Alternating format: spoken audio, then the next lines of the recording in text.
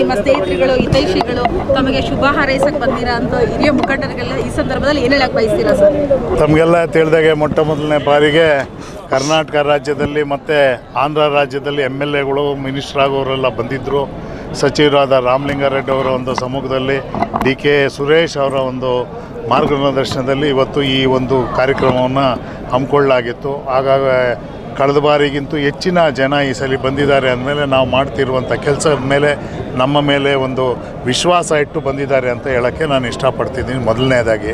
ಎರಡನೇದಾಗಿ ನಿಮಗೆಲ್ಲ ಗೊತ್ತಿದೆ, ಇವತ್ತು ಜನರಿಗೆ ಯಾರು ಕಷ್ಟಕ್ಕೆ ಸ್ಪಂದಿಸ್ತಾರೆ ಜನರು ಅವ್ರನ್ನೇ ಗುರುತಿಸ್ತಾರೆ. ಇದು ಒಂದು ಇವತ್ತಿನ ನೋಡ್ತಾ ಇದ್ದರೆ ನಿಮಗೆ ಅನಿಸುತ್ತೆ, ಇವತ್ತು ಸಹಸ್ರಾರು ಜನ ಬಂದಿದ್ದರು. ನಾವು ಎಕ್ಸ್ಪೆಕ್ಟ್ ಮಾಡಲ್ಲ ಇಷ್ಟು ಜನ ಬರ್ತಾರೆ ಅಂತ.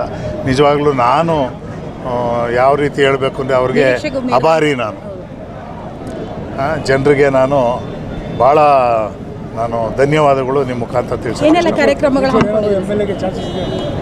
ನಾವು MLAಗೆ ಕಂಟೆಸ್ಟ್ ಮಾಡಲ್ಲ. ಏನೋ DK ಶಿವಕುಮಾರ್ ಅವರು ಆಶ್ವಾಸನೆ ಕೊಟ್ಟಿದ್ದಾರೆ, ಏನೋ ನಾವು ಒಳ್ಳೆಯ ಒಂದು ಇದು ಕೊಡ್ತೀವಿ ಅಂತ. ನೋಡೋಣ, ಭಗವಂತನ ಇಚ್ಛೆ ಅದೆಲ್ಲ.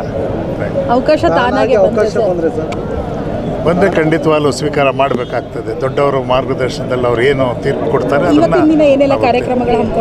ಮೇಡಮ್. ಇವತ್ತು ಬ್ಲಡ್ ಕ್ಯಾಂಪ್ ಹಮ್ಮಿಕೊಂಡಿದ್ವಿ, ಬಡವರಿಗೆ ಉಚಿತವಾಗಿ ಬಟ್ಟೆ ಕೊಡುವಂಥದ್ದು ಕಾರ್ಯಕ್ರಮ ಹಮ್ಮಿಕೊಂಡಿದ್ವಿ. BBMP ಕಾರ್ಯಕರ್ತರುಗಳಿಗೆ ಭಾನುವಾರ ಕೂಡ ಬಟ್ಟೆಗಳು ಕೊಡುವಂಥ ಒಂದು ಕಾರ್ಯಕ್ರಮವನ್ನು ಹಮ್ಮಿಕೊಂಡಿದ್ವಿ. ಕೆಲಸಗಾರರಿಗೆ ನಿಮಗೆ ಗೊತ್ತಿದೆ, ಹಿಂದೆ ಎಲ್ಲ ಕೊರೋನಾ ಅದು ಇದು ಬಂದಾಗೆಲ್ಲ ಬಹುಶಃ ಯಾರೂ ಈ ಕಡೆ ಏನೂ ಮಾಡಿಲ್ಲ ಅಂಥ ಒಂದು ಕೆಲಸವನ್ನು ನಾವು ಮಾಡಿದ್ದೀವಿ. ಮಾಡಿ ತೋರಿಸಿರೋದಕ್ಕೆ ಇವತ್ತು ಜನರು ನಮ್ಮ ಮೇಲೆ ವಿಶ್ವಾಸ ಇಟ್ಟು ಇಷ್ಟೊಂದು ಬಂದಿದ್ದಾರೆ.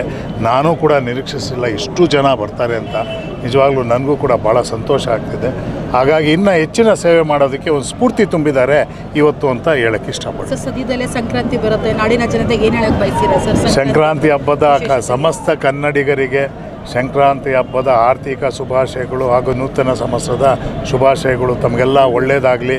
ಭಗವಂತ ಆಯುರ ಆರೋಗ್ಯ ಐಶ್ವರ್ಯ ಕೊಟ್ಟು ತಾಯಿ ಭುವನೇಶ್ವರಿ ಆಶೀರ್ವಾದ ಸಂಪೂರ್ಣವಾಗಿ ನಿಮ್ಮ ಮನೆಯಲ್ಲಿ ಇರಲಿ. ಆಮೇಲೆ ನಿಮ್ಮ ಮಕ್ಕಳಿಗೆ ಒಳ್ಳೆಯ ಭವಿಷ್ಯವನ್ನು ರೂಪಿಸ್ಕೊಳ್ಳಿ ಅಂತ ಹೇಳ್ತಾ ಆಶಿಸ್ತೀನಿ. Thank you.